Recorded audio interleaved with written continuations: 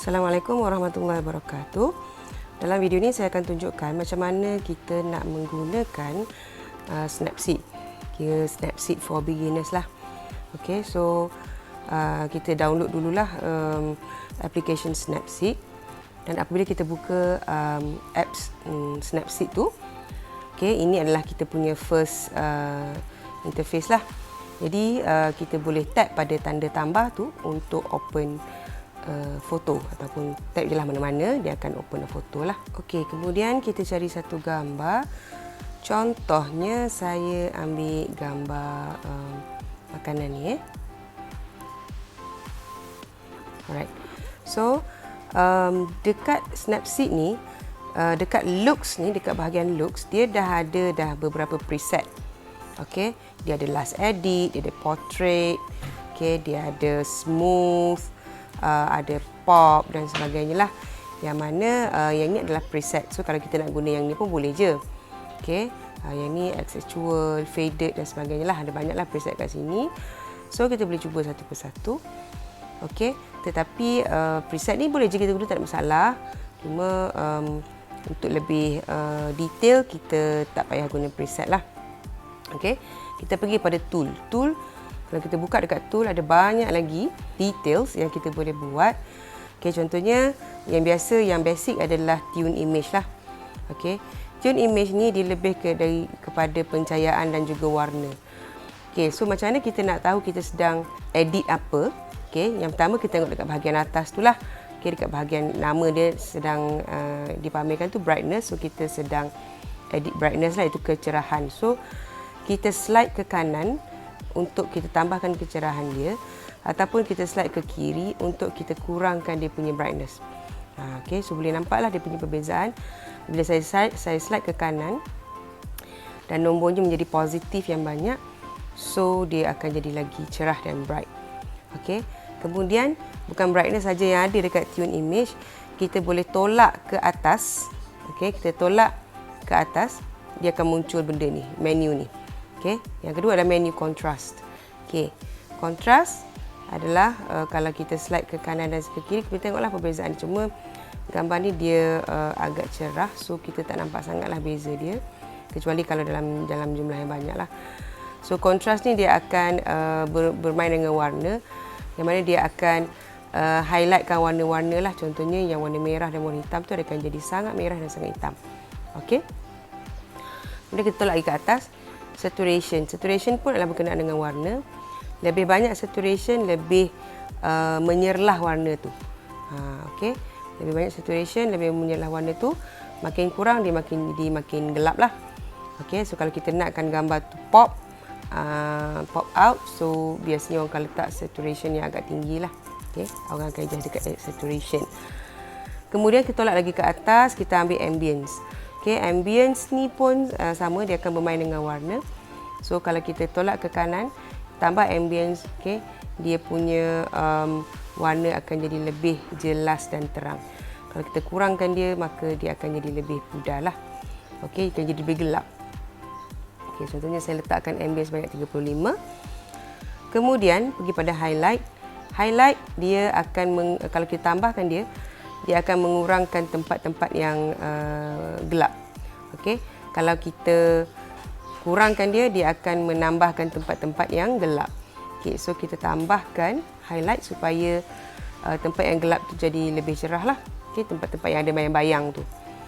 Okey, kemudian yang seterusnya adalah shadow. Shadow kalau kita tambahkan dia akan mengurangkanlah titik gelap terhadap shadow tu. Tapi kalau kita kurangkan dia akan menambahkan titik gelap. Okey, so kita tengoklah kalau saya slide ke kiri, gambar akan jadi lebih gelap, shadow akan jadi lebih gelap. Kalau saya slide ke kanan, shadow tu akan jadi lebih berkurangan. Okey, kemudian yang seterusnya adalah warms. Okey, warms kalau kita slide ke kanan, dia akan jadi warna yang agak waktu petang, warna-warna macam sunset. Dan kalau kita ke kiri, dia akan jadi warna biru. Okey, so saya tambahkan warms dia sedikit. Okey, dan selesailah. Dan apabila kita nak tengok apakah perubahan yang telah kita buat, kita tap lama pada gambar ni. So ini adalah gambar yang asal. Okey, ini adalah setting yang asal. dan ini yang dah kita buat barulah. Okey.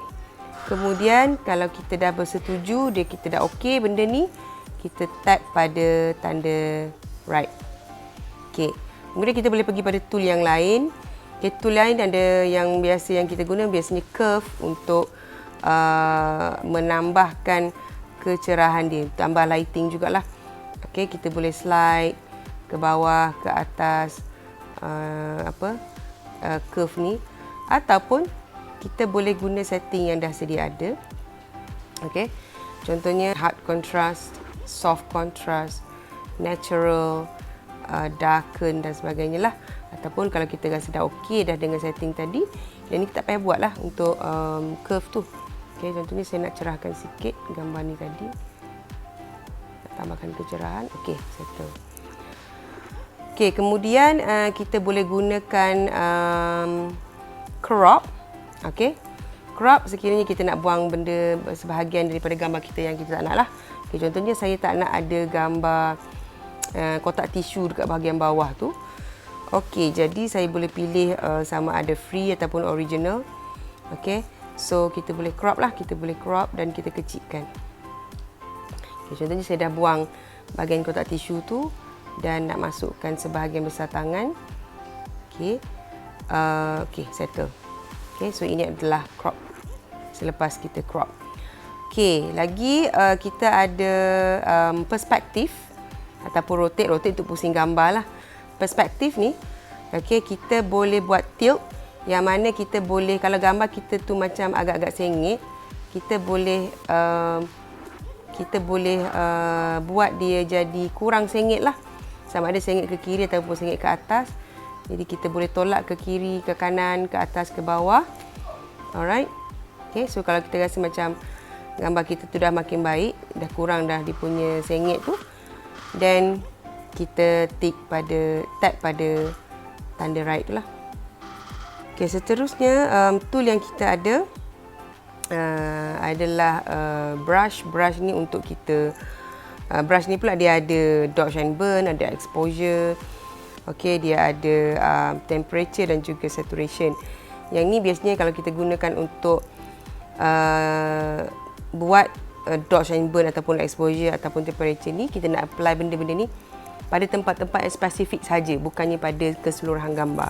Okey. Contohnya kita nak buat pada pinggan ni saja ke? So contoh kita ambil dodge and burn ni dan kita besarkan dekat bahagian pinggan ni. Saya gunakan 2 jari untuk saya zoom. Okey. Kemudian saya gunakan brush tu. Okey. Dodge and burn dan saya highlight lah.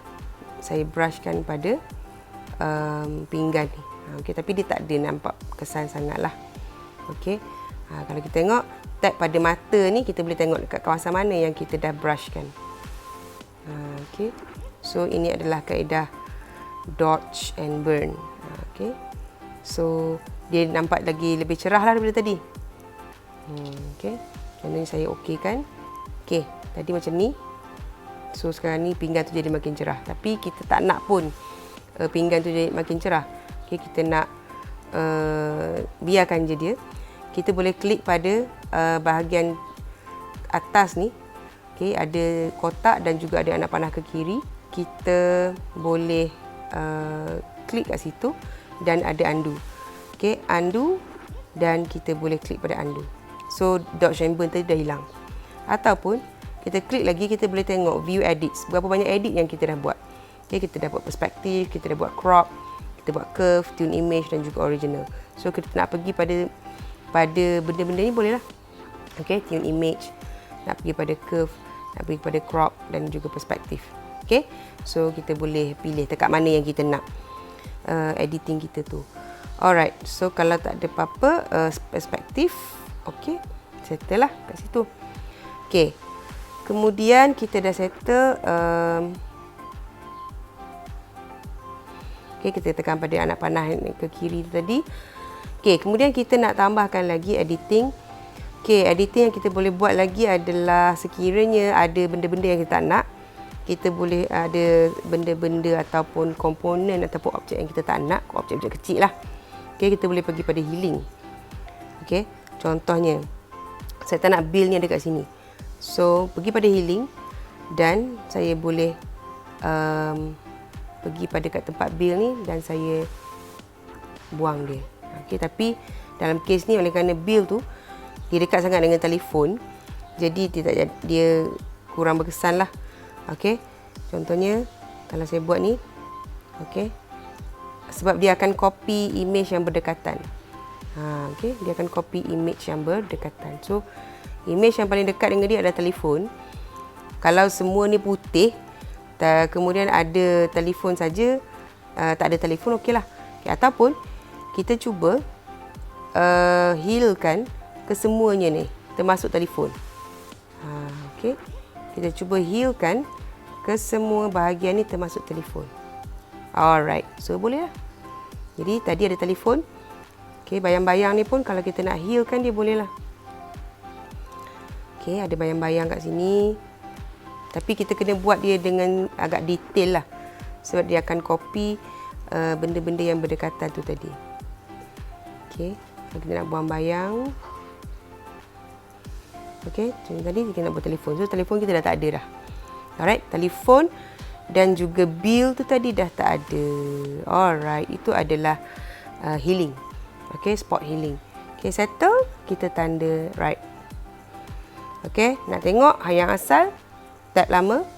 Okay, ada kotak telefon, ada kotak tisu, ada bill, ada telefon. Sekarang ni tak ada dah. Alright, gambar jadi lebih clear. Okay, kemudian lagi, apa lagi yang kita boleh buat? HDRscape. Yang ni biasanya untuk gambar pemandangan lah. Kalau gambar makanan tak sesuai HDRscape ni. Okay, so kita pangkah je. Nanti saya akan tunjuk macam mana kesan HDRscape pada gambar pemandangan. Lagi dekat tools kita ada Glamour Glow. Yang ni biasanya untuk gambar portrait lah, gambar manusia, okey lah. Okey, kemudian kita ada drama dan juga vintage. Okey, drama ni untuk dia ada preset dia juga. Okey, kita boleh letak dia dark, bright, drama. So kalau tak cantik tak payah buat je. Okey. Dan dia ada, kalau kita slide ke atas, dia ada saturation. Dia ada strength. Okey, so tak cantik tak payah. Okey, lagi kita ada vintage. Okey, vintage ni macam cantik jugalah. Okey, so vintage ni pun dia ada preset dia juga. Yang nombor 1, nombor 2, nombor 3, nombor 4, nombor 5, nombor 6, nombor 7, 8, 9, 10, 11, 12. Okey. So kita boleh pilih yang mana kita suka. Contohnya saya suka yang nombor 8 ni. Okey. Dan yang nombor 8 ni setiap preset ni dia ada kategori ataupun dia ada details dia pula. Okey, contohnya kalau kita tekan yang garis bawah ni, yang dekat bahagian ni ataupun kita slide, kita boleh tengok. Okey, sebenarnya style strength dia 20. Vignette strength ni adalah 30. Vignette ni adalah kegelapan yang di tepi-tepi ni. Okay, contohnya, kalau saya kurangkan vignette, so dia akan lagi makin cerah lah. Kalau saya tambahkan vignette, so yang tepi-tepi tu akan jadi makin gelap. Alright, so kita kurangkan vignette-nya. Kemudian style strength, kita nak tambah ke, nak kurangkan ke, boleh lah. Okay, brightness, nak tambahkan dia punya kecerahan sikit. Okay, saturation nak tambahkan juga. Kemudian nak tambah vignette ke, tengok pada kesesuaian. Okay, kesesuaian gambar kita tu. Alright, so kat sini kita okey kan. Dan kita boleh tengok gambar asalnya macam ni. Okay, inilah gambar asal. Dan inilah gambar selepas kita letak editing. Alright, so kita boleh gunakanlah, ini adalah gambar selepas kita edit. Alright, so untuk simpan kita klik pada export. Sama ada kita nak save maknanya dia akan save pada file yang sama lah. Tapi kalau kita buat save a copy, maka dia akan savekan kita file yang berbeza. Maknanya file asal tu ada, okay. Kemudian file yang baru tu pun ada juga. Okay, so biasanya saya akan buat save a copy lah. Okay, save a copy. Dia akan savekan ke semuanya dan benda tu akan ada di dalam kita punya salinan dalam gambar dalam telefon kita lah. Alright. Okay, kemudian seterusnya saya nak tunjuk macam mana kita nak gunakan HDRscape tu tadi. Okey, kita boleh pilih gambar. Okey, contohnya saya ambil gambar ni. Gambar bangunan lama ni. Okey. So, kita boleh juga nak gunakan looks terus. Okey, contohnya ambil gambar yang ni. Okey, ataupun faded glow ke mana-mana lah. Morning ke, bright ke. Kita boleh guna. Okey, kalau sesuai tak ada masalah lah. Okey, boleh je guna, tak ada masalah. Alright, tetapi kalau tak sesuai kita kena adjust sendiri lah dulu. Okey, contohnya pergi pada tool dan pergi pada tune image sekali lagi. Tambahkan dia punya brightness biar dia cegah sikit. Kemudian contrast. Tambahkan juga saturation, tambahkan juga biar dia warna lagi jelas. Dan juga ambience. Ambience biasanya kalau kita tambah dia akan jadi details tu akan jadi lebih nampak lah. Okey. Kemudian highlight shadow warm, saya nak tambah warm. Okey, biar dia jadi nampak. Sebab bangunan ni adalah bangunan lama. So kita nak bagi dia lagi nampak lah dia punya ciri-ciri lama tu. Okey, settle. Kemudian nak guna terus HDRscape pun boleh. Okey, so ini adalah HDRscape yang nature. Kalau ada people macam ni, kalau fine ini, kalau strong ini. Okey, so contohnya saya ambil nature dan saya kurangkan dia punya filter strength. Okey, kurangkan sikit. Brightness nak tambahkan kecerahan dan juga saturation tambah lagi. Okey, kemudian filter tambahlah sikit lagi jadi 25. Okey. Kemudian dah okey. Okey, nak tengok gambar asal. Inilah gambar asal. Okey, dengan awannya kurang menyelah. Warna bangunan pun kurang menyelah, nampak gelap je. Tapi bila kita dah adjust, okey, ini kita boleh nampak warna bangunan yang lebih cerah dan awan yang lebih menyelah lah. Okey, so contohnya sekarang ni kita nak buang beberapa elemen ataupun kita nak crop gambar ni. Okey. So kita boleh pergi kepada crop lah. Okey, crop dan kita cuba cari angle yang betul-betul kita perlukan. Okey. Ataupun kita buat free dan kita nakkan bahagian ni saja contohnya. Okey. Ini saja. Dan kita okeykan dia. Alright. Dan kalau kita tengok gambar bangunan ni nampak lebih agak sengit lah sebab masa saya ambil gambar ni saya tak duduk di tengah-tengah bangunan. Sebab kalau saya duduk tengah-tengah saya akan duduk tengah jalan. Jadi saya ambil di bahagian tepi sikit lah. Jadi kita boleh gunakan perspektif ni. Okey, perspektif kita ambil tilt ataupun kita boleh ambil free. Okey, so kita ambil tilt lah senang. Okey, so saya nak slidekan gambar ni ke kanan supaya bangunan ni dia lebih menghadap ke kanan. Okey, tadi dia macam menghadap ke kiri kan. Tadi dia macam gini, dia menghadap ke kiri sebab saya ambil gambar kedudukan saya ambil gambar ni dia sengit. So saya slidekan ke kanan supaya saya nampak dia betul-betul menghadap ke hadapan lah. Okey, so saya rasa ni lagi baik lah. Tadi macam ni dia menghadap ke kiri, so yang ni dia lebih menghadap ke depan. Seolah-olah saya ambil gambar bangunan ni dari betul-betul depan bangunan. Okey, kalau nak suruh dia tunduk sikit ke, nak suruh dia naik ke atas sikit pun boleh. Okey, contohnya nak besarkan bahagian bawah dia. Okey, macam ni. Pun cantik juga. Okey. So itu adalah dia punya inilah perspektif. Okey, kalau dah okey, klik tap pada tanda tick dan settle. Okey, so nak tengok gambar asal. Ini adalah gambar asal. Ini adalah gambar selepas kita edit. So lebih baiklah Alright, ini gambar asal dan ini adalah gambar selepas kita edit. So, langkah yang seterusnya, kalau kita nak undo, kita boleh tap pada bahagian undo ni. Kita nak undo ke, kita nak view details ke. Okey, boleh. Ataupun kita export je lah terus. Kalau dah puas hati, export, save a copy. Okey, dan dia dah ada lah pada kita punya phone. So, satu lagi tutorial yang saya nak tunjuk adalah kita nak buat double exposure.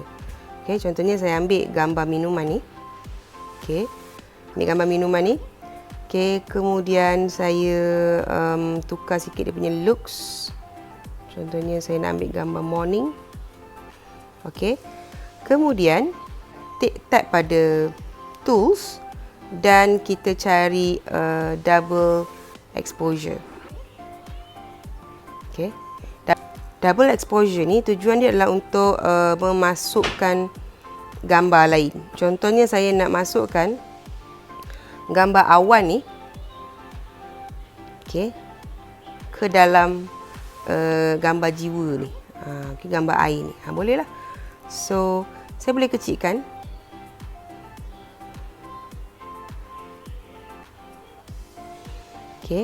Dan kita boleh ubah dia punya opacity. Opacity ni maknanya loop sinar dia lah, tahap loop sinar dia. Tahap loop sinar. Alright, so kita boleh masukkan ataupun kita nak buat opacity dia lebih tinggi, tak nampak langsung lah. Alright, so kita boleh letak double exposure lah. Kita boleh letak dua gambar pada satu image. So ini adalah contoh. Kita nak letak filter-filter lain pun boleh je, tak ada masalah. Contohnya nak letak filter vintage ni. Dan kaedah double exposure ni akan jadi lebih cantik dan juga berkesan apabila kita ada satu gambar yang backgroundnya warna putih lah biasanya. Sebab kita boleh contohnya kalau kita nak buat healing, benda tu mudah. Sebab dia banyak sangat dia punya objek. Jadi dia tak cantik lah. Tapi kalau kita ada warna putih, background warna putih, dia mudah lah untuk kita buat healing. Jadi kita akan nampak air ni, bekas air ni dan juga awan itu sahaja. Kalau background tu warna putih, kita juga boleh guna brush yang mana kita boleh bagi dia exposure. Mana exposure ni dia akan mencerahkan lagi. Cuba kita tengok. Kalau kita bagi dia brush untuk exposure,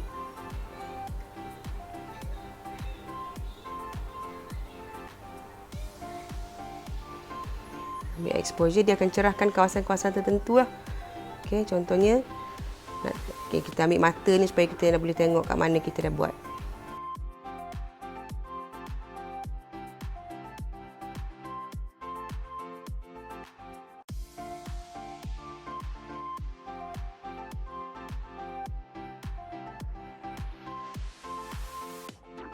Kalau kita okeykan, so dia jadi adalah perbezaan dia. Tapi dia tak cantik sangatlah, cuma saya nak tunjukkan kaedah double exposure tu. Alright. So itu sahaja untuk video kali ini. Sekian, terima kasih. Assalamualaikum warahmatullahi wabarakatuh.